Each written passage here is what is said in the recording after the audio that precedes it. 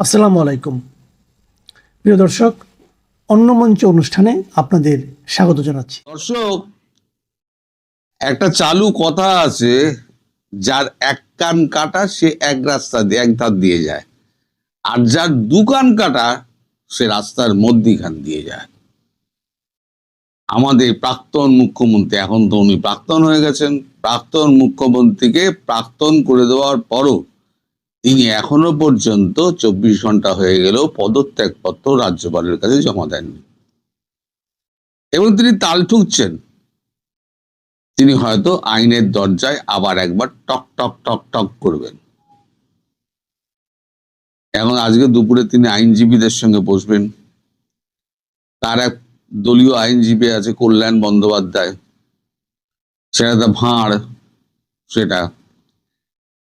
তারপর আছে কপিল সিব্বল আছে, অভিষেক মনু সিংভি আছে, আবার 15-20 লাখ টাকা দিয়ে এক একজনকে উনি আবার নিয়ে গিয়ে উনি দাবি তুলবেন হয়তো আজকে বৈঠকের পর, দুপুরে বৈঠকের পর, যে আমার প্রতি ইনজাস্টিস হয়েছে। আমি গণনা কেন্দ্রে যখন গেছিলাম ভবানীপুরে, সেই সময়তে আমার উপরে অত্যাচার হয়েছে, আমাকে বুথ থেকে ধাক্কা দিয়ে বার করে দেওয়া হয়েছে।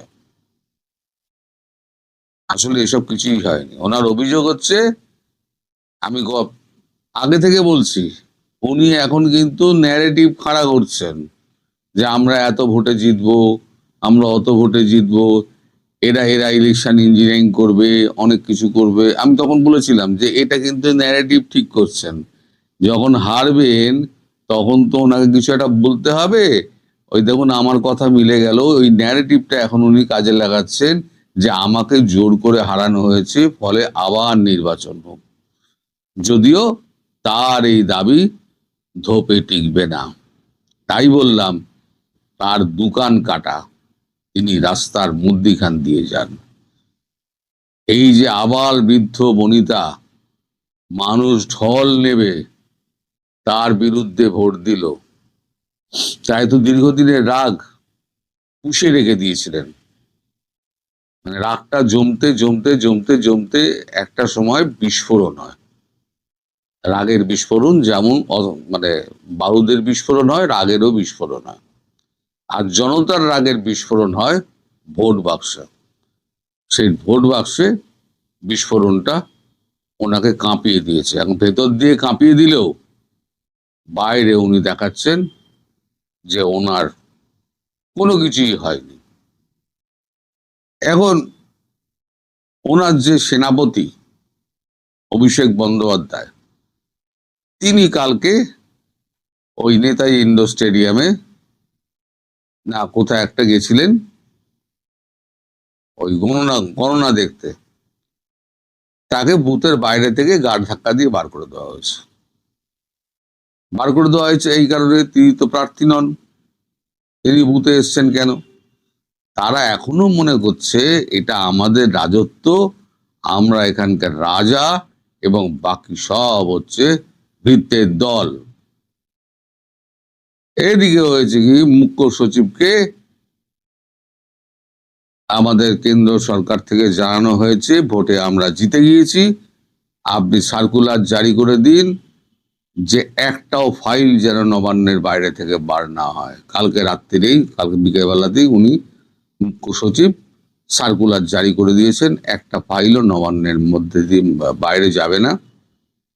আর নবান্নের ভেতরে প্রবেশাধিকারে কড়া প্রহরা জারি করা হয়েছে। আর যে সমস্ত সরকারি দপ্তরগুলো আছে সেই দপ্তরগুলোর দখল সমস্ত নিয়ে নিয়েছে সিআরপিএফ এবং central arm police force, CAPF, দুজনই দখল নিয়ে নিয়েছে। স্বরাষ্ট্রমন্ত্রী বলে দিয়েছেন এখন বেশ কিছুদিন এখানেই থাকবে, ফোর্স থাকবে। নতুন রাজ্য সরকারে যিনি মুখ্যমন্ত্রী হবেন বা রাজ্য সরকারের যারা থাকবে, পদস্থ অফিসার থাকবে, তাদের সঙ্গে আলোচনা করে তারা কেন্দ্রে বললে কেন্দ্র এখান থেকে বাহিনী তুলে দেবে। যতদিন না পর্যন্ত সেটা হচ্ছে ততদিন পর্যন্ত এই বাহিনী এখানে মোতায়েন করবে। সুতরাং যতই আমাদের ওই দুষ্ট প্রাণী যতক্ষণ পর্যন্ত ওই বকবক বকবক করতে পারেন উনি বকবক করে যান, তাতে কিচ্ছু যাবে আসবে না। জনতার রায় দিয়ে দিয়েছে, সেই জনতার রায়কে আপনাকে মেনেই চলতে হবে। আপনাকে পদত্যাগ যদি আপনি না করেন, কোর্ট কি করবে? কোর্ট আপনাকে আপনার মুখ্যমন্ত্রীর পদ থেকে খারিজ করে দেবে। সেটা হবে আপনার পক্ষে আরো অপমানজনক। সুতরাং কোর্টে যাওয়ার আগে, বিচারপতির মুখ সামটা খাওয়ার আগে, সে হাইকোর্ট হোক সুপ্রিম কোর্ট হোক, যেখানেই যান, আপনার সরকারকে তো দেখতে পারে না। এবং যখনই মানে ওয়েস্ট বেঙ্গলের নাম শোনেন, ওই স্টেট ভার্সেস অমুক, এখন তো স্টেট ভার্সেস হবে না, এখন মমতা বন্দ্যোপাধ্যায় ভার্সেস অমুক, যখনই নাম শুনবেন তখনই সঙ্গে সঙ্গে একেবারে কেস বাতিল, হিয়ারিংই হবে না। আর যদি হিয়ারিং হয়, যদি বিচারপতি মনে করে ঠিক আছে হিয়ারিং করে একে জব্দ করব, হিয়ারিং করে সকলে তথ্যপাত্র উপাত্ত শুনবেন, শুনে উনি একটা খারিজ করে দেবেন একটা লিখিত অর্ডারে, যে এই গভর্নমেন্ট খারিজ হয়ে গেল সুপ্রিম কোর্টের অর্ডারে, এবার পরবর্তী সরকার এসে এই রায়ের মাধ্যমে ক্ষমতা গ্রহণ করুন। সেটি এবার যিনি পরবর্তী মুখ্যমন্ত্রী হবেন, শুভেন্দু, সম্ভবত এখনো পর্যন্ত তো ঠিক হয়নি, নিশ্চয়ই ঠিক হয়ে যাবে যতক্ষণ অফিসিয়ালি ঘোষণা হচ্ছে, তাই আমি নামটা আর নতুন করে উচ্চারণ করলাম না। কিন্তু মমতা বন্দ্যোপাধ্যায় তিনি কিন্তু ছাড়বেন না গদি, তিনি গদি আঁকড়ে পড়ে থাকবেন। এরপর আর কি হবে জানেন দর্শক? যখন ওই রেলিং গুলো, ওনার বাড়ির সামনে রেলিং গুলো, আর যুবরাজ অভিষেক ব্যানার্জির বাড়ির সামনে যে রেলিং গুলো এবং প্রহরাগুলো উঠে যাবে, তখন দেখবেন দিদিমণির অবস্থা আরো খারাপ। এই দুষ্ট প্রাণীটা সম্পর্কে আমার একটা স্বপ্ন ছিল। আমার স্বপ্নটা আজকে আপনাদের বলি, যে আমি কসম খেয়েছিলাম যে ভগবান আমায় ততদিন বাঁচিয়ে রেখো যতদিন না পর্যন্ত এই দুষ্ট প্রাণী ওই কালীঘাটের কলতলায় গিয়ে বালতি করে জল না তুলছে। আজ হয়তো, কাল হয়তো দেখা যাবে না, কিন্তু 2-5 বছর বাদে দেখা যাবে ওই কালীঘাটের পথ আর কেউ মারাচ্ছে না, তৃণমূল বলে দলটা থাকবে না। এই যে দলে যেগুলো জিতেছে না, সব দেখবেন ফুটপাট করে কংগ্রেস আর সিপিএম কেটে পড়েছে। আর বিজেপিকে আমি অনুরোধ করব, এই সমস্ত 2 নম্বর বাচ্চাদের, এই দলে যে কটা ছিল 2-1টা ছাড়া, শোভনদেব চট্টোপাধ্যায় ছাড়া 2-1টা ছাড়া, এরকম সৎ মানুষ ছাড়া সব কটা হচ্ছে অসৎ, চোর, বাটপার এবং মিথ্যাবাদী। এদের একটাকেও নিয়ে আমাদের কোনো প্রয়োজন নেই। বিজেপির যদি প্রয়োজন না থাকে, দল ভারী করে এইগুলোকে নিয়ে আর বিজেপি নিজের বদনামটা যেন না করে, এটা আমার একটা দাবি রইল বিজেপির কাছে। তবে আমার মনে হয় না শুভেন্দু ওই এতে পা দেবে। শুভেন্দুর সঙ্গে কথা হয়েছে নরেন্দ্র মোদীর, কালকে নরেন্দ্র মোদী ফোন করেছিলেন শুভেন্দু অধিকারীকে ফোন করে তিনি শুভেচ্ছা জানান এবং তিনি বলেন আমি শপথ গ্রহণ অনুষ্ঠানে, আগেও বলেছিলেন কালকেও বলেছেন, আমি আপনার ওখানে আসুন শপথ গ্রহণ অনুষ্ঠানে, নিজে উপস্থিত থাকবেন। আরো বাংলাদেশের বিষয় নিয়ে কথাবার্তা হয়েছে, বাংলাদেশের বিষয় নিয়ে কি কথাবার্তা হয়েছে না হয়েছে এবং বাংলাদেশ সম্পর্কে শুভেন্দু অধিকারী কি ভাবছেন। পশ্চিমবঙ্গের ভার এখন মোটামুটি শুভেন্দু অধিকারীর হাতেই, ফলে ধরেই নেওয়া হচ্ছে তিনিই হবেন মুখ্যমন্ত্রী, তাছাড়া আর মুখ্যমন্ত্রীর পদ নেই, মানে পদপ্রার্থী সেরকম জোরালো কেউ নেই। কারণ তিনি নন্দীগ্রামে জিতেছেন, আবার ভবানীপুরে 15,114 ভোটে জিতেছেন। মমতা ব্যানার্জি যখন দেখেছেন তিনি হারতে চলেছেন, তখনই তিনি একেবারে ওখানে গিয়ে হামলা টামলা করে তারপর নাটক বাইরে শুরু করলেন। সেই নাটক ধারাবাহিকতা এখন চলবে। আপনারাও দেখতে থাকুন। এই নাটক তাড়াতাড়ি শেষ হবে না, এই নাটক এখন চলবে। আর আপনারাও কিছু কিছু মজার কিছু দৃশ্য এবং কিছু ঘটনাবলী আপনারা দেখতে পাবেন। সবাই ভালো থাকবেন। ভারতীয় গণতন্ত্রের বিজয় এখানেই। বহু চেষ্টা চরিত্র করে অবশেষে বিজেপি যখন পশ্চিম বাংলায় নিরঙ্কুশ সংখ্যাগরিষ্ঠতা পায়, তখন আসলে বিজয় হয় ভারতের গণতন্ত্রের। যদিও মমতা বন্দ্যোপাধ্যায়ের পরাজয় এবং পশ্চিমবঙ্গে বিজেপির প্রবেশকে নানা জনে নানাভাবে ব্যাখ্যা বিশ্লেষণ করছেন, কিন্তু আমার মনে হয় আজ হোক কাল হোক বিজেপি একদিন এসেই যেত এই রাজ্যে। প্রশ্ন হলো এরপর কি? বিজেপি এসে পশ্চিম বাংলায় কি এমন করবে যা ভারতে অতীতে হয়নি? আমার মনে হয় বিজেপির মতো একটি শক্তিশালী রাজনৈতিক দল বা শক্তি নিজেদের স্বার্থেই পশ্চিম বাংলায় এমন কিছু করবে না যাতে তাদের ইমেজ ক্ষতিগ্রস্ত হয় আর পশ্চিম বাংলার সম্মান নষ্ট হয়। আমার এই ভিডিও কলামের বাংলাদেশের দর্শকগণ পশ্চিম বাংলায় কি হলো বা না হলো তা নিয়ে খুব বেশি মাথা ঘামান বলেও আমি মনে করি না। কিন্তু বিজেপি পশ্চিম বাংলায় ক্ষমতাসীন হওয়ায় বাংলাদেশের সঙ্গে ভারতের সম্পর্কে কোনো হেরফের হবে কিনা সেটা নিয়ে হয়তো বাংলাদেশের দর্শকদের মনে প্রশ্ন এসে থাকবে। আসুন বরং রিয়েলিটি মেনে নিয়ে আমরা সেই প্রসঙ্গে একটু আলাপ করি। আজ পশ্চিমবঙ্গের রাজনীতিতে দীর্ঘ ১.৫ দশকের তৃণমূল কংগ্রেসের আধিপত্যের অবসান এবং ভারতীয় জনতা পার্টি বা বিজেপির এই নিরঙ্কুশ জয় কেবল একটি রাজ্যের পালাবদল হিসেবে দেখার বিষয় নয়, এটি এই অঞ্চলের জন্য একটি আদর্শিক পট পরিবর্তন। তৃণমূলের এই ঐতিহাসিক ভরাডুবির কারণ আমার নিজস্ব গবেষণায় বা বিশ্লেষণ করলে আমি দেখতে পাই যে তাদের মাত্রাতিরিক্ত সংখ্যালঘু তোষণ নীতি রাজ্যের সংখ্যাগরিষ্ঠ ভোটারদের মধ্যে একটি গভীর মেরুকরণ তৈরি করেছিল। এর পাশাপাশি ছিল সিন্ডিকেট রাজ বা প্রাতিষ্ঠানিক চাঁদাবাজির ভয়াল থাবা। সাধারণ মানুষ নিজেদের একটি ছোট্ট বাড়ি নির্মাণ করতে গিয়েও এই সিন্ডিকেটের কাছে জিম্মি হয়ে পড়েছিল। অপশাসন এবং বেকারত্ব এমন পর্যায়ে পৌঁছেছিল যে অনুদান নির্ভর ডোল পলিটিক্স দিয়েও শেষ রক্ষা হয়নি। কাজের খোঁজে অন্য রাজ্যে পাড়ি জমানো বাঙালি যুব সমাজ যখন অন্যান্য বিজেপি শাসিত রাজ্যগুলোর অর্থনৈতিক এবং কাঠামোগত স্থিতিশীলতা দেখেছে, তখন তারা স্বাভাবিকভাবেই বিকল্প হিসাবে নিজেদের রাজ্যেও বিজেপিকেই বেছে নিয়েছে। পশ্চিমবঙ্গের ভোটের ফলাফল বিশ্লেষণ করতে হলে শুধু রাজ্যের অভ্যন্তরীণ রাজনীতিতে থাকলে চলবে না, আমাদের চোখ রাখতে হবে সীমান্তের এপারে অর্থাৎ বাংলাদেশেও। কারণ গত ১.৫ বছরে বাংলাদেশ থেকে যে ভাষায় যে উদ্ধত ভঙ্গিতে ভারতকে হুমকি দেওয়া হয়েছে তা কেবল ভারতের পররাষ্ট্র মন্ত্রণালয়কে নয়, পশ্চিমবঙ্গের সাধারণ ভোটারকেও সরাসরি ভীত করে তুলেছে।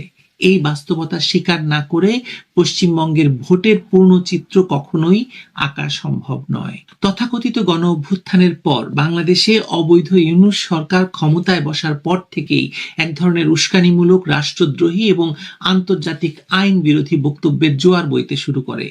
জুলাই সন্ত্রাসীদের দ্বারা পরিচালিত এনসিপির নেতা হাসনাত আব্দুল্লাহ থেকে শুরু করে সার্জিস আলম, ইসলামী ছাত্র শিবিরের নেতা মুসাদ্দিক আলী পর্যন্ত একের পর এক নেতা প্রকাশ্যে ঘোষণা দিয়েছেন যে ভারতের 7 সিস্টার্স বা এই 7টি রাজ্যকে ভারত থেকে বিচ্ছিন্ন করতে জিহাদ করতে চান তারা। বাবরের পথ ধরো, 7 সিস্টার্স স্বাধীন করো, এই স্লোগান ঢাকার রাজপথে দেওয়া হয়েছে ভারতীয় হাই কমিশনের সামনে দাঁড়িয়ে, এবং সেটাকে আক্রমণ করার উদ্দেশ্যে তারা সেখানে গিয়েছিল। হাই কমিশনার প্রণয় ভার্মাকে লাথি মেরে বের করে দেওয়ার হুমকি দেওয়া হয়েছে, তাকে প্রাণনাশের হুমকি দেওয়া হয়েছে। বাংলাদেশের কারওয়ান বাজারকে ভারতের দ্বিতীয় রাজধানী বলে কটাক্ষ করা হয়েছে। শুধু রাজপথের উগ্রপন্থী নয়, স্বয়ং অবৈধ ইউনূস সরকারের প্রধান বারবার এই 7 সিস্টার্স প্রসঙ্গ টেনে আনতে থাকেন একটি বিশেষ উদ্দেশ্যে। চীন সফরে গিয়ে তিনি বলেছিলেন 7 সিস্টার্স স্থলবেষ্টিত, সমুদ্রে তাদের কোনো পথ নেই এবং বাংলাদেশই সেই পথ দিতে পারে। অর্থাৎ ভারতকে বাদ দিয়ে চীনকে সরাসরি 7 সিস্টার্সের প্রবেশদ্বার দেওয়ার ইঙ্গিত দিয়েছিলেন তিনি।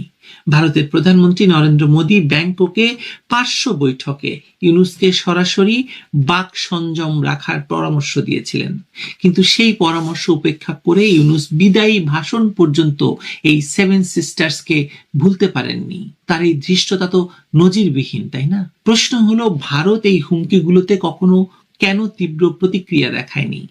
আমার মতে ভারত প্রতিক্রিয়া দেখায়নি কারণ তারা কূটনৈতিকভাবে পরিস্থিতি পর্যবেক্ষণ করছিল এবং বাংলাদেশের অভ্যন্তরীণ রাজনৈতিক পরিবর্তনের প্রতীক্ষায় ছিল। কিন্তু এই হুমকিগুলো ভারতীয় জনমানসে, বিশেষ করে পশ্চিমবঙ্গ, আসামের মতো ভোটারদের মধ্যে একটি গভীর নিরাপত্তা উদ্বেগ তৈরি করে দিয়েছে। পশ্চিমবঙ্গের সীমান্তবর্তী জেলাগুলোর মানুষেরা প্রতিদিন এই সংবাদ দেখেছেন। তাদের মাথায় একটাই প্রশ্ন ঘুরেছে, সীমান্তের ওপাশে যারা জিহাদের হুমকি দিচ্ছে, এপাশে তাদের প্রতি সহানুভূতিশীল মমতার সরকারি বা কতটা নির্ভরযোগ্য? বিশেষত যখন তৃণমূলের নেতাদের সঙ্গে জুলাই সন্ত্রাসীদের নানা যোগসূত্রের কথা সামাজিক যোগাযোগ মাধ্যমে আমরা বহুবার দেখেছি এবং পশ্চিমবঙ্গে এটা তো মানে খোল্লা আলোচনা হয়েছে। এই ভয় এবং অবিশ্বাসের বীজ অঙ্কুরিত হয়েছিল আরো আগে। ইতিহাস বলে সেভেন সিস্টার্সের বিচ্ছিন্নতাবাদী গোষ্ঠীগুলো অতীতে বাংলাদেশের ভূখণ্ড ব্যবহার করে কার্যক্রম চালিয়েছে। মিজোরামের জাতীয়তাবাদী নেতা জোরামথাঙ্গা স্বীকার করেছিলেন বাংলাদেশের সহযোগিতা ছাড়া তাদের আন্দোলন সফল হতো না। আসামের মুখ্যমন্ত্রী হিমন্ত বিশ্ব শর্মা বলেছেন শেখ হাসিনার সরকার উলফা নেতাদের হস্তান্তর করেছিল বলেই আসাম শান্তিপূর্ণ হয়েছে। অর্থাৎ বাংলাদেশের সহযোগিতামূলক নীতি সেভেন সিস্টার্সের স্থিতিশীলতা রক্ষায় অপরিহার্য ছিল। শেখ হাসিনা নিজেই বলেছেন ভারতকে তিনি যা দিয়েছেন ভারত সেটা আজীবন মনে রাখবে। চট্টগ্রাম এবং মংলা বন্দর ব্যবহারের সুযোগ দিয়ে সেভেন সিস্টার্সের জন্য সামুদ্রিক বাণিজ্যের নতুন দরজা খুলে দিয়েছিলেন হাসিনা সরকার। অথচ তথাকথিত বিপ্লবের নামে সেই সরকারকে উৎখাত করে যারা ক্ষমতা এসেছিল তারা সেই সেভেন সিস্টার্সকেই জিহাদ করে স্বাধীন করার হুমকি দিতে শুরু করেছিল। সবচেয়ে বড় কথা, কোন আমলে, বাংলাদেশের কোন সরকারের আমলে ভারত বিরোধী তৎপরতা সবচেয়ে বেশি বৃদ্ধি পেয়েছিল তা তো আমরা সবাই জানি, তাই না? এই সব দৃশ্যপট পশ্চিমবঙ্গের ভোটারের সামনে একটি বার্তা স্পষ্ট করে দিয়েছিল। মমতা বন্দ্যোপাধ্যায় যতই তার ধর্মনিরপেক্ষতার দাবি করুন না কেন, ঢাকার জুলাই সন্ত্রাসীদের সঙ্গে তার দলের নৈকট্যের যে খবর আমরা জেনেছিলাম এবং সীমান্ত পেরিয়ে ভেসে আসা এসব জিহাদি স্লোগান ভোটারের মনে মমতার নিরাপত্তা ভরসাকে ভেঙে দিয়েছে। সীমান্তবর্তী জেলাগুলোতে বিজেপির বিপুল জয় তাই নিছক উন্নয়নের ভোট নয়, এটা নিরাপত্তার ভোট, অস্তিত্ব রক্ষার ভোট। এই পরিপ্রেক্ষিতে ভূ রাজনৈতিক ছবিটা আরো ভয়াবহ হয়ে ওঠে যখন আমরা দেখি বাংলাদেশে যুদ্ধাপরাধী দল জামায়াত ইসলামী এবং তাদের সশস্ত্র সংগঠন ইসলামী ছাত্র শিবির প্রকাশ্যে কার্যক্রম চালায়। সীমান্তবর্তী এলাকায় জামায়াতের 51টি আসন জয় এই বার্তা দিচ্ছে যে ভারত বাংলাদেশ সীমান্তের একেবারে গায়ে গায়ে এখন একটি উগ্র ধর্মান্ধ শক্তি তার ঘাঁটি গড়েছে। আর ঠিক তার বিপরীত দিকে থাকবে বিজেপির হিন্দুত্ববাদী প্রশাসন। দুই চরমপন্থার এই মুখোমুখি অবস্থান যে ভবিষ্যতের সীমান্তকে একটি দীর্ঘস্থায়ী উত্তেজনার কেন্দ্রে পরিণত করবে তাতে আপনাদের কারো সন্দেহ থাকলেও থাকতে পারে, কিন্তু আমার সন্দেহ নেই। অথচ বিএনপি সরকার, যাকে অবৈধ ইউনূস সরকারের বর্ধিত সংস্করণ বলি আমি, এই ভয়াবহ পরিস্থিতি নিয়ন্ত্রণে সম্পূর্ণ নীরব এবং উদাসীন। তারা বলছে বিজেপি ক্ষমতায় আসায় তাদের কোনো সমস্যা হবে না। শামা ওবায়েদ বলেছেন, বিএনপির পররাষ্ট্র প্রতিমন্ত্রী। পানি প্রসঙ্গে আসি। এতদিন দিল্লি মমতার ঘাড়ে দায় চাপিয়ে তিস্তা চুক্তিতে ঝুলিয়ে রেখেছিল বিষয়টি। পশ্চিমবঙ্গে বিজেপি জয়ের পর সেই অজুহাতের কবর হয়ে গেল। হয়তো এটি বাংলাদেশের জন্য একটি সুখবর হলেও হতে পারে। এবার হয়তো বিজেপি সরকার তিস্তা চুক্তি করেও ফেলতে পারে।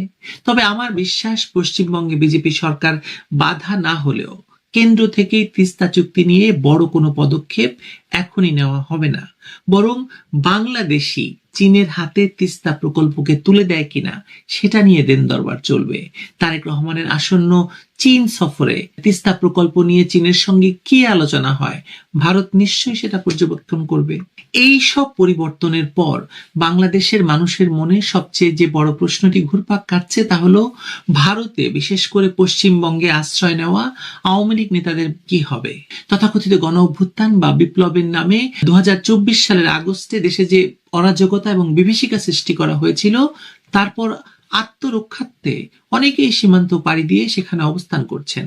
বাস্তবতা হলো পশ্চিমবঙ্গের শাসনভার বিজেপির হাতে গেলেও এই রাজনৈতিক আশ্রয়ের বিষয়ে তাৎক্ষণিক কোনো রদবদল হবে না, কারণ এটি সম্পূর্ণ দিল্লির কেন্দ্রীয় সরকারের এখতিয়ার এবং পররাষ্ট্রনীতির অংশ। তার মানে ভূরাজনৈতিক এবং কৌশলগত নিরাপত্তার দিক থেকে আমার বিশ্লেষণে সবচেয়ে বড় অ্যালার্মিং বিষয় হলো সীমান্তের দুই পাড়ে উগ্র দক্ষিণপন্থী এবং কট্টর শক্তির যুগপৎ উত্থান। পশ্চিমবঙ্গ বিধানসভা নির্বাচনে বাংলাদেশ সীমান্ত লাগোয়া জেলাগুলোতে বিজেপি বিপুল ভোটে বা বিপুল আসনে জয়লাভ করেছে, আর আমাদের নিজেদের দিকে তাকালে আমরা দেখতে পাই এক ভয়াবহ অন্ধকার চিত্র। বর্তমানে ক্ষমতাসীন বিএনপি সরকার তাদের প্রত্যক্ষ এবং পরোক্ষ প্রশ্রয়ে যুদ্ধাপরাধী জামায়াত ইসলামী এবং তাদের সংগঠন ইসলামী ছাত্র শিবির একদম স্বাধীনভাবে শিকড় গেড়ে ফেলেছে এই সীমান্তগুলো দিয়ে। বিস্ময়কর হলো সত্য, ধর্মান্ধ রাজনীতি করা জামায়াত ইসলামী যে ৬৮টি আসন পেয়েছে তার মধ্যে ৫১টি আসনই সীমান্ত এলাকায় অবস্থিত। এর সোজা অর্থ হলো সীমান্তের এক পাশে থাকবে বিজেপির হিন্দুত্ববাদ, আর ঠিক অন্য পাশে অবস্থান করবে ৭১-এর যুদ্ধাপরাধী এবং উগ্র ধর্মান্ধ জামায়াত ইসলামী, যারা বাংলাদেশকে ভারতের সঙ্গে যুদ্ধে টেনে নেওয়ার জন্য সকল চেষ্টা চালিয়ে যাবে। এই দুই চরমপন্থী শক্তির মুখোমুখি অবস্থান নিরাপত্তা সংকট, আদর্শিক সংঘাতের জন্ম দেবে। তা মোকাবেলার কোনো সদিচ্ছা, সক্ষমতা বিএনপি সরকারের আছে কিনা তা নিয়ে আমার ঘোরতর সন্দেহ আছে।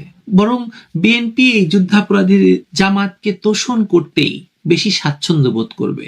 পশ্চিমবঙ্গের তৃণমূল গিয়ে বিজেপির এই আগমন আমাদের জন্য এক বিরাট কূটনৈতিক, কৌশলগত এবং ভূ রাজনৈতিক পরীক্ষার ক্ষেত্র প্রস্তুত করেছে বলে আমার মনে হয়। তৃণমূল গিয়ে বিজেপি এলে বাংলাদেশের লাভ বা ক্ষতির হিসাবটা তাই কেবল পশ্চিমবঙ্গের নতুন সরকারের নীতির উপর নির্ভর করছে না, বরং তা বহুলাংশে নির্ভর করছে ঢাকার বর্তমান মেরুদণ্ডহীন সরকারের চরম ব্যর্থতা এবং ভ্রান্ত রাজনৈতিক দর্শনের উপর। আমাদের রাজনৈতিক নেতৃত্ব যদি এখনই সজাগ না হয় তবে নিঃসন্দেহে তার মূল্য আমাদেরকে দিতে হবে। ভারত সম্প্রতি বাংলাদেশে হাই কমিশনার হিসেবে পেশাদার কূটনীতিকের বদলে তৃণমূল থেকে বিজেপিতে যোগ দেওয়া রাজনৈতিক ব্যক্তিত্ব দীনেশ ত্রিবেদীকে নিয়োগ দিয়েছে। এই নিয়োগটা একটা বার্তা। ঢাকায় দিল্লির রাজনৈতিক চাপ আরো সক্রিয় হবে। ইউনূসের অবৈধ সরকার বা তারেক রহমানের বর্ধিত সরকার যেই বসুক ক্ষমতায়, তাদের এই নতুন বাস্তবতার সামনে নতুন কৌশল নিয়ে ভাবতে হবে। দুই দেশের সম্পর্কের মধ্যে যে বিরাট এবং ভয়ঙ্কর অবিশ্বাস এবং ক্ষমতার দম্ভ, আক্রমণাত্মক একটা অবস্থা তৈরি হয়েছে, সেসব কাটিয়ে ওঠার জন্য দুপক্ষকেই সমান এফোর্ট দিতে হবে। আপনারা আমাদের সবাইকে নজর রাখতে হবে যে পানি রাজনীতির হাতিয়ার হয় কিনা, সীমান্তে পুশব্যাক বাড়ে কিনা। এই প্রশ্নগুলোর উত্তর শেষ পর্যন্ত নির্ধারিত হবে দিল্লির সঙ্গে দর কষাকষিতে। রাজ্যের পশ্চিমবঙ্গের মুখ্যমন্ত্রীর ইচ্ছায় হবে না। পশ্চিমবঙ্গের এই পরিবর্তন তাই বাংলাদেশের জন্য আশীর্বাদ না অভিশাপ, সেই প্রশ্নের উত্তর সময় একটা একটা করে উত্তর দেবে বা বলে দেবে। তবে সময়ের অপেক্ষায় বসে থেকে নিজেদের স্বার্থ বিসর্জন দেওয়ার বিলাসিতা বাংলাদেশের নেই। ভালো থাকবেন সবাই।